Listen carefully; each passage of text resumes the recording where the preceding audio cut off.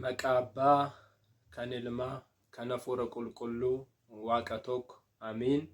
በስመ አብ ወወልድ ወመንፈስ ቅዱስ አሐዱ አምላክ አሜን። Maqaa Abbaa, kan Ilmaa, kan Hafuura Qulqulluu, Waaqa tokko አሜን። Hundumaa duratti teessoo Suraafelii fi Kirubeeliin baatamurra taa'ee ergamoota hayyuu qabaniin kan galateeffamu, tokkummaa fi sadummaadhaan bara baraaf kan jiraatu, tokkummaan isaa sadummaan isaa immoo tokkummaa isaa kan hin faalleessine, muudamuudhaan alatti bara baraaf mootii kan ta'e, du'uudhaan alatti jiraataa bara baraa kan ta'e, du'ee du'a mu'ee ka'ee abdii du'aa ka'umsaa hunda keenya keessa kan bulche, dhangala'uu dhiiga isaatiin cubburraa, du'arraa, garbummaarraa kan nu fayyifate, tiksee fi ilaaltuun lubbuu hunda keenyaa Waaqayyo Gooftaa keenyaaf galanni fi oqobaan guddaan maqaa isaatiif haa ta'u.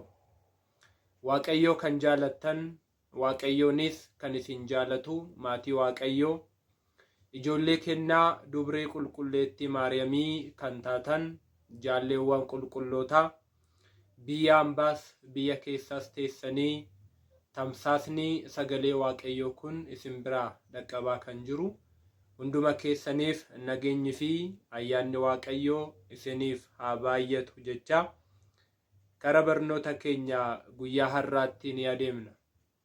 Barnoota keenya sagantaa darbe keessatti wangeela qulqulluu Maatiyos boqonnaa tokko lakkoobsa 2 irratti akka qulqullichi Maatiyos barreesse akka abboonni keenya immoo hiikanitti wal wajjiniin ilaalaa turreerra. Innis Abrahaam Yisaaqin dhalche kan jedhu kaasne, ijoolleen Abrahaam 8 akka ta'an, Abrahaam Saararraa mucaa tokko Yisaaqiin akka qabu, dabalee immoo Aggaararraa mucaa Ismaa'eel jedhamu akka qabu, ijoollee 6 immoo dubartii Keexuraa jedhamturraa Saaraan edda du'aan boqattee booda dubartii Keexuraa jedhamtu Abrahaam fuudhee ijoollee 6 akka irraa argate, ijoollee jiran 7 dhiisee Yisaaq qofti maaliifin caqafame? Wangeela kakuu haaraa kana keessatti qulqulluun Maatiyos Yisaaq qofa maaliifin caqase kan jedhu kaasnee bal'inaan ilaalaa turreerra. Raajiin kan dubbatame Yisaaqiif sababa ta'eef jennee, gooftaan kan dhalatu sanyii Yisaaq irraa sababa ta'eef fakkeenya kan fakkeeffame immoo Yisaaqiif jennee, Yisaaq aarsaa ta'ee dhiyaachuun isaa Iyesuus Kiristoos biyya lafaa fayyisuudhaaf aarsaa ta'ee dhiyaachuu isaatiif fakkeenya akka ta'e, fakkeenyummaa isaa kakuu haaraa keessatti immoo akka raawwatame bal'aatti wal wajjiniin ilaalaa turreerra. Har'a immoo kallattumaan lakkoobsuma 2 irratti waa lamatu nu hafa. Lakkoobsa 2 irra kan jiru kana kan guduufi nu ta'a. Lakkoobsa 2 gubbaa irratti akkas jedha, Yisaaq Yaaqoobiin dhalchee jedha.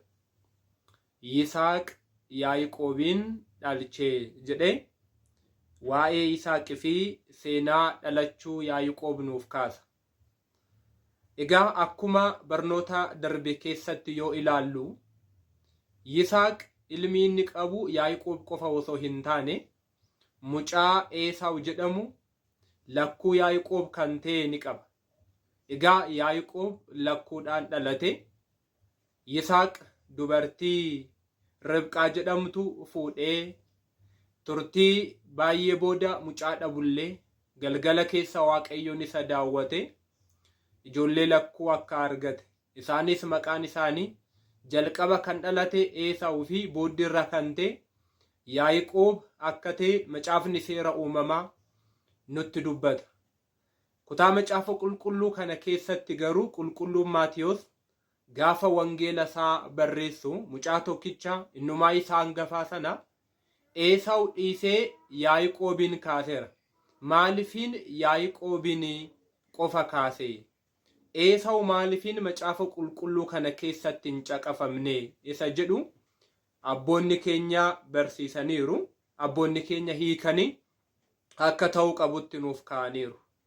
Egaa sababbiin Yaaqoob qofti caqafameef gooftaa fi fayyisaan keenya Yesuus Kiristoos inni kan dhalatu sanyii Yaaqoob irraa sababa ta'eef Yaaqoob qofti caqafameera.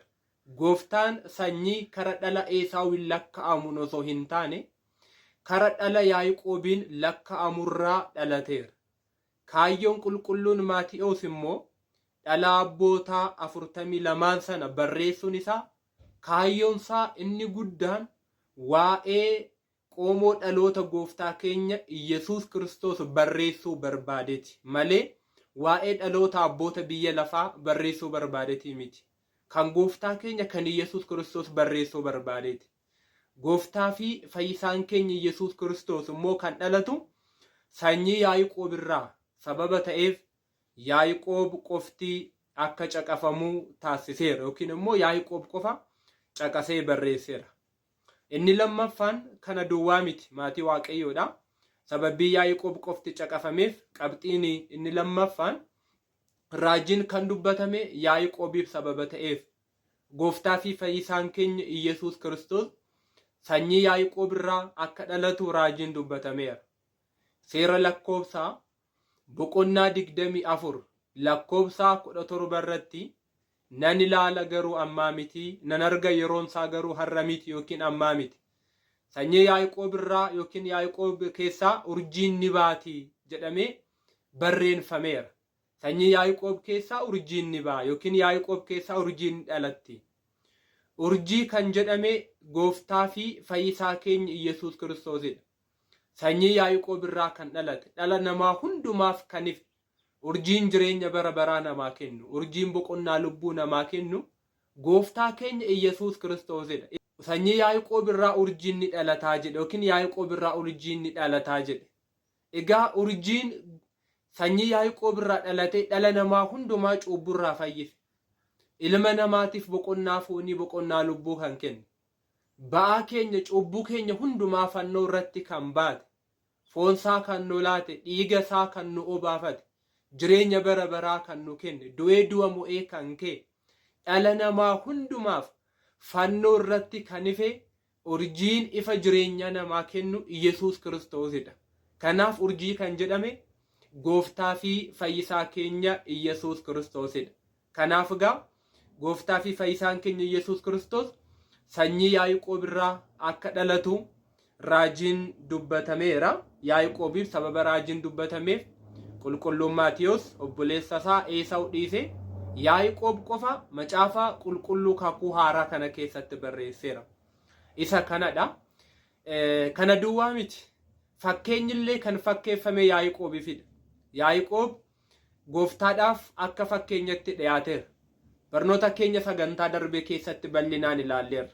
Gooftaa fi fayyisaan keenya Yesuus Kiristoos akka dhalatu nama akka ta'u, foon keenya irraa foon, lubbuu keenya irraa lubbuu akka hirmaatu akkuma raajiin dubbatame fakkeenyiif fakkeeffameera. Fakkeenyi fakkeeffame keessaa inni tokko Yaaqoobiin fakkeenyi fakkeeffameera. Yookiin immoo akkuma beekamu Yaaqoob Esawuuf quxisuudha. Guyyaa tokko dhalatanii haa ta'u malee jalqaba kan dhalate Esawu, Yaaqoob garuu booddeerraa dhalateera. Egaa Yaaqoob mana keessa kan jiraatu, mana keessa haadha isaatiin kan jaalatamu, harmeessa yookiin haadha isaa hojii kan gargaaru, hojii mana keessaa kan beeku ture. Esawu immoo nama bineensa adamsu ture yookiin immoo adamsoodhaan kan jiraatudha. Haa ta'u malee guyyaa tokko adamsarra oolee gaafa galu hin beela'ee abbaan isaa Esawu jaalata, Yisaaq Esawu jaalata, Ribqaan immoo Yaaqoob jaalatti ture. Ribqaan yookiin haati Yaaqoobii fi haati Esawu Yaaqoobiif immoo misiraa yookiin immoo nyaata misiraa qopheessiteefii ture. Esawu adamsarra ture beela'ee gaafa galu obboleessa isaatiin beela'eeraatii maaddii keerraa nyaata keerra naa kenni jedheen. Innaa kana Yaaqoob abshaala waan tureef hangafummaa kee natti gurguradhu jedheen. Esawu beela'eera, hangafummaan koo du'a koof yoo ta'e bu'aa maal qaba? Du'arraa nan oolchi yoo ta'e bu'aa maal qaba jedhe hangafummaa isaa sana kakatee obboleessa isaatiif dabarsee kenne. yeroo kana obboleessi isaa biddeenaa fi immoo missiraa sana Esaawuuf ni kenne. Yaaqoob haara kanaan hangafummaa obboleessa isaa fudhatee ture.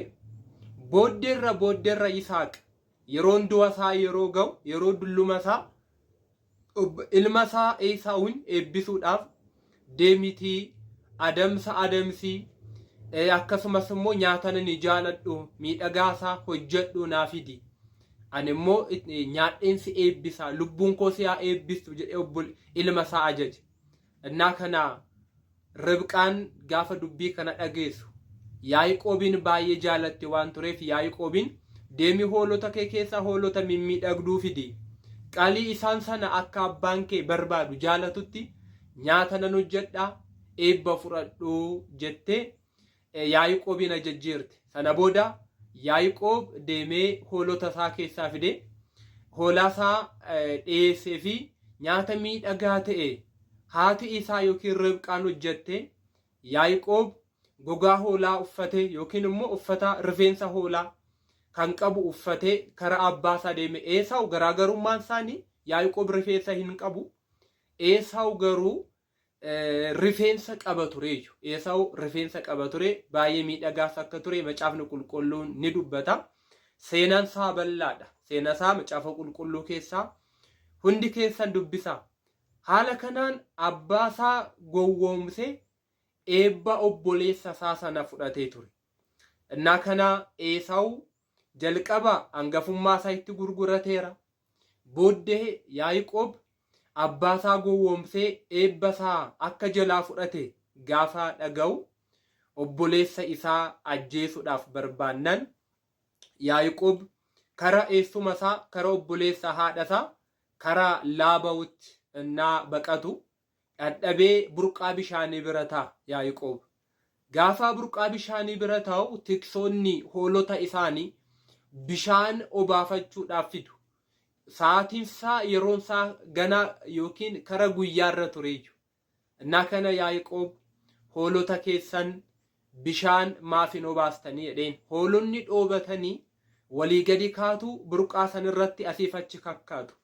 Burqaan sun akka diinni qoricha yookiin summii itti naqneef burqaa sana dhakaa guddaadhaan qadaadanii turan. Tiksoonni wal ga'anii dhakaa sana kaasanii hoolota isaanii bishaan obaafatu. Namni muraasni dhakaa sana kaasuu hin danda'u. Namni baay'ee yoo ta'e malee tiksoonni kun Yaaqoobiin hanga tiksoonni wal ga'anitti eegna. Sana booda dhakaa guddaa kana kaasnee hoolota keenya bishaan obaafannaa. Nuti garuu amma dhakicha kaasuu hin dandeenyu jedhanii Yaaqoobitti deebisanii.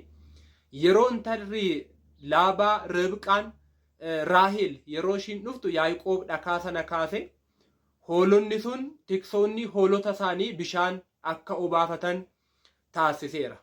Egaa seenaan bal'aadha. Seenichi isaa kanarratti nu haa ga'u garuu fakkeenyummaan isaan waliin qaban maalidha kan jedhu fakkeenyummaa san ilaalla.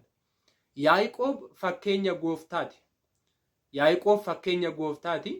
Dhakaan sun immoo fakkeenya abaarsa foonii fi abaarsa lubbuuti. Burqaan sun fakkeenya cuuphaati. Hoolonni sun immoo fakkeenya amantootaati. Tiksoonni sun immoo fakkeenya raajotaa yookiin fakkeenya lubootaati. Yaaqoob dhakaa guddaa sana kaasee tiksoonni hoolota isaanii bishaan akka obaafatan akkuma taasise. Gooftaa fi fayyisaan keenya Yesuus Kiristoosis abaarsa foonii, abaarsa lubbuu nurraa kaasee, nurraa fageessee hundumti keenya dhalli namaa hundumtu cuuphaa mucummaa Sillaasee namaaf kennisiistu. Cuuphaa abaarsa foonii fi lubbuu namaaf kennisiistu karaa abboota keenya lubootaatiin nuu kennisiiseera. Yaaqoob dhakaa sana kaasee hoolonni tiksoonni akka hoolota bishaan obaafatan taasise. Gooftaan immoo abaarsa foonii abaarsa lubbuu nurraa kaasee karaa abboota keenya lubootaatiin cuuphaadhaan yookiin immoo cuuphaadhaan karaa abboota keenya lubootaatiin cuuphaa ishii fayyina lubbuu fayyina foonii nuu kennisiistu. Abaarsa foonii fi abaarsa lubbuu nurraa kaasistu karaa abboota keenya lubootaatiin nuu kennisiisuu isaatiif fakkeenyadha. Kanaaf maatii Waaqayyoodha. Yaaqoob sababoota kanaaf macaafa qulqulluu kakuu haaraa kana keessatti caqafameera. Qulqulluun Maatiyos wangeela isaa keessatti sababa kanaatiif Yaaqoobiin qofa akka caqase abboonni keenya ni barsiisu. Inni ittaanu Yaaqoob Yihuudaa fi obboloota isaa